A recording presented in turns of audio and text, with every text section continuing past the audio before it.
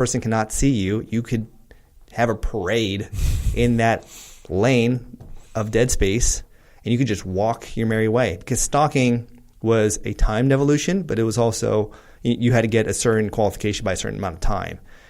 If you had all day, then it'd be a lot easier. And obviously, if you don't have dead space, then you just have to learn the human physiology. It's like the human eye is attracted to movement, especially at night.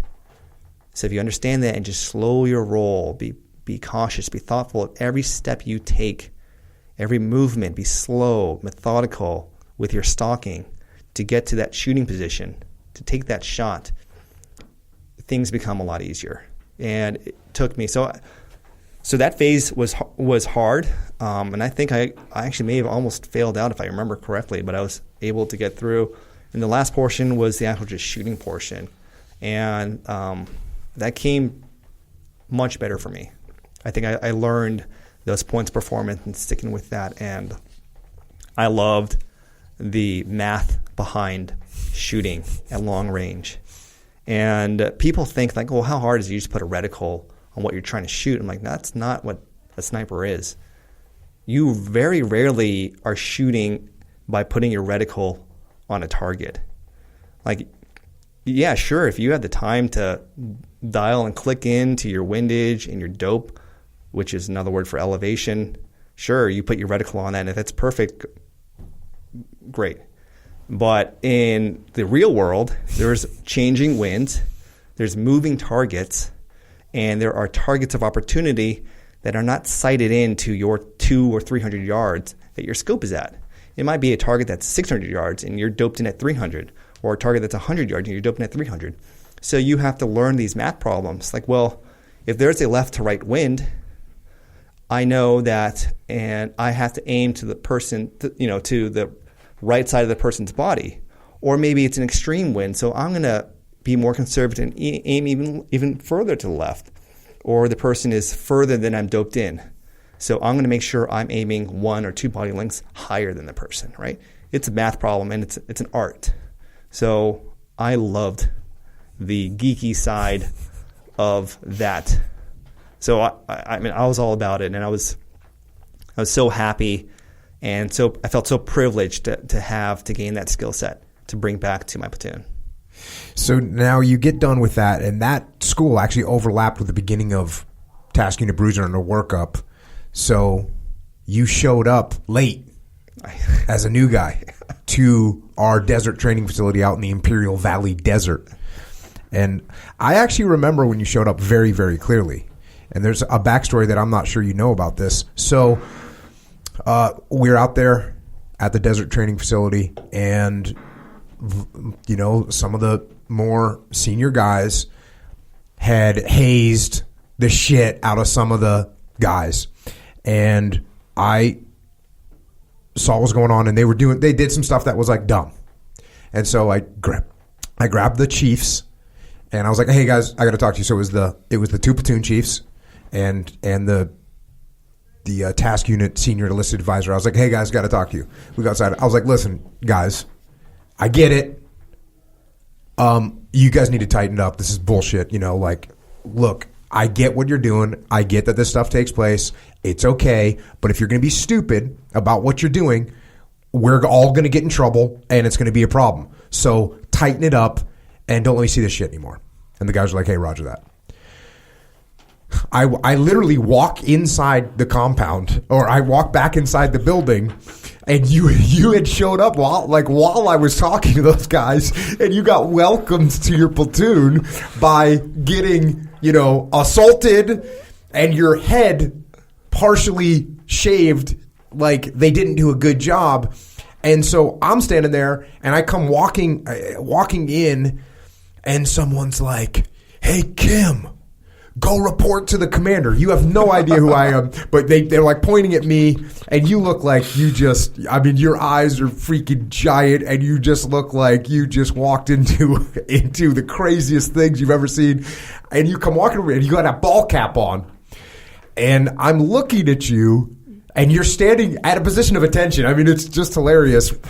And I'm looking at your hair, and I can see that the guys have obviously just roughed you up and partially shaved chunks out of your hair, and you're like, "Sir, I'm Petty Officer Kim, or I'm HM3 Kim, or HM2 Kim, whatever you were. I'm reporting on board." And I was like, "Hey, bro, nice to meet you, man." Just something really chill like that. And but that was pretty funny. That's the backstory. The guys, me just literally tightening them up and tell them not to be idiots, and I walk in, and 4 seconds later I'm meeting you, and it looked like you just got slapped around and your head shaved. I have never heard that backstory. Yeah. That's amazing. Yeah, I got welcomed to the platoon. I think it was a mullet. I think I had a mullet. I was given a mullet. Well, that's right, because you had really long hair too, coming out of sniper school. Yeah. No one's seen you in a while. Oh, so yeah. You had long hair. They weren't going to have none of that. Who is this new guy showing up with long hair? Yeah, no, I totally asked for it. But, so many emotions when you show up to your platoon. Like a lot of guys, I was just so hungry to be accepted, to be a good job. Like, look, I can put out, I'm an asset. Like, I want to be here because I want to be here. And getting welcomed like that was, I wanted that. And it's a different world. I feel like I was fortunate enough to see two sides of the Navy, because that is certainly not at all condoning that behavior. But it is what it is. It is what it was. And I've kind of at the cusp where I got to see that side of the teams, and I'm sure it still goes on, but it's changed a little bit, right? But it changed a lot. It was on a glide slope the whole time that I was in. I mean, when I first showed up to the teams, it was dumb and out of control. Yeah. And and just like what you're saying, like there's parts where you go, oh yeah, that made sense. And then there was other people that were just idiots, and it was totally out of control, and it needed to be tightened up.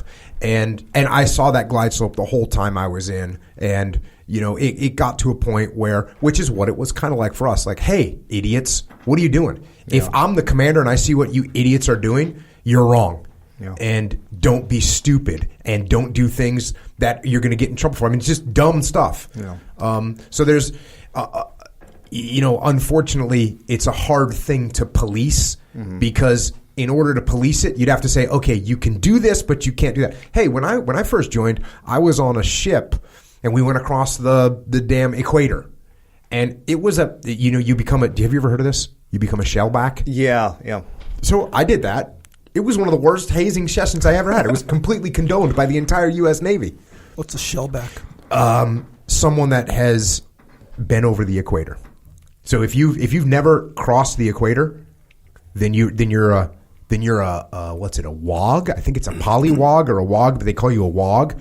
And then once you go across the equator and you go through this big ceremony, which is just a big hazing session, then you become a trusty shellback. Oh, okay. Okay. Yeah. And I mean, they did everything that would happen. And they were dunking, they were feeding you crappy foods, they were beating you with cut off fire hoses. It was legit hazing. Yeah. And of course, some of that stuff you go, okay, I get it. It's a tradition. It's a welcome aboard. Like you said, it's a welcome. And then, of course, there's people that are idiots that take it too far, and that's what you end up having to correct for. You have to end up having to correct for people that are stupid, people that are sadistic, people that don't have any common sense, and it turns into a problem. So, yeah, everything you said is on point. I think you have to understand the intent behind an action, right? If it's malicious, which sometimes it turns malicious for some people, that's not right. Now, if it's a way to welcome someone aboard or feel part of, the brotherhood, the sisterhood, like welcome, this is what it's like. I think the spirit of that is, I understand the spirit of that, but you're right. It requires people to be judicious, to exercise good common sense, and unfortunately, that doesn't always happen. Yeah, and the blanket thing that happens in a big organization like the Navy is okay, look, we don't know how to judiciously do this. We don't want to put regulations around it, so we're not doing it anymore. Yeah. And you know what? That was actually one of the worst things that used to happen. If there was a guy that a platoon sort of rejected, like an organ rejection, where you get a kidney transplant and your body can reject it. Sometimes that happens in a platoon. And what would happen, it'd be the opposite. It'd be like the guy's not getting hazed. He's not getting, razzed by the troops. People aren't making fun of him for this, that, or the other thing. That's when you know a guy's a real problem, is when he's actually so far outside that spectrum that they go, you know what, we don't even want to do that with this guy because he's not one of us and we don't want him as part of the team. Wise words. I've always heard that, and I believe it, if you weren't getting rattled, if you weren't being made fun of, then people didn't like you. Yeah. And that's just the culture. I think it's hard for people outside of that community to understand why we were so hard on each other and why. It was born out of love. It really is. It's a lot of those actions and just the way we conducted ourselves. And, I mean, some of the people, closest friends, we were just, just dog on each other all the time to this day. Yeah. It's a I guess weird environment to grow up in, because I'm like you. Like, I joined the Navy when I was 18, and you just go into this environment, and it's just like you're saying. When I got into that environment, I was like, this is so awesome. This is the coolest thing ever. This is the people I want to be around with forever. And yeah, you know what? If you got out of line, you would get tightened up.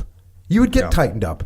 And that's something I've talked about, is like in Task Unit Bruiser. I'm the commander of Task Unit Bruiser. The amount of times that I personally had to tighten up a guy for being late was zero. The amount of times I had to personally tighten up a guy for forgetting his gear was zero. The amount of times I had to tighten someone up for being out of uniform was zero, because the freaking gang took care of that.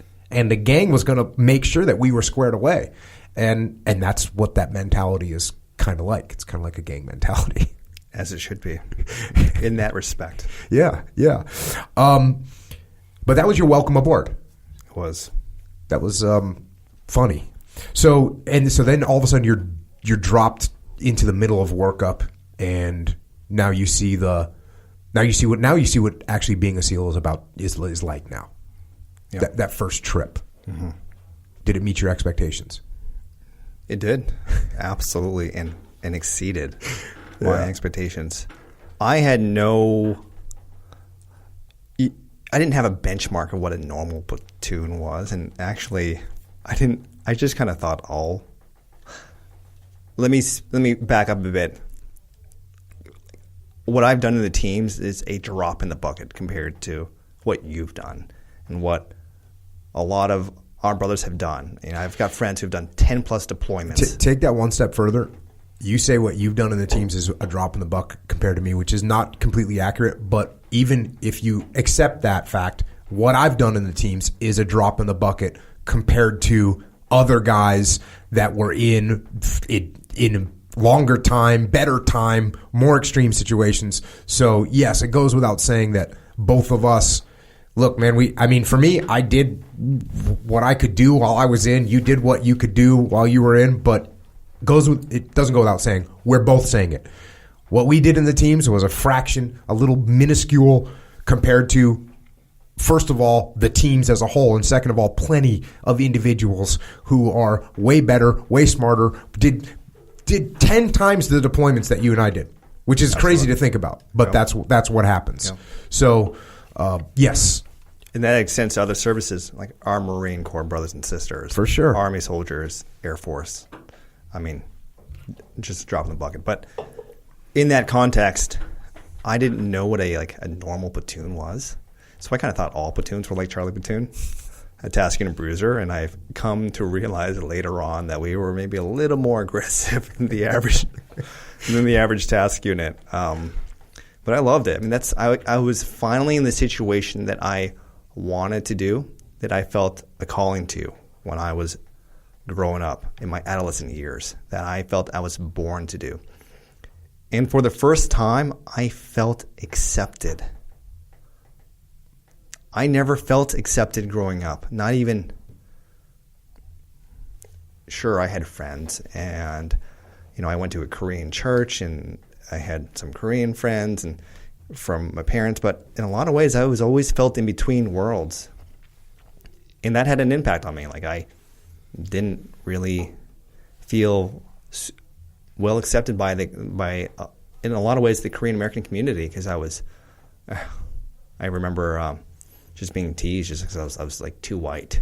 I think one time I had skateboarding shoes when I went like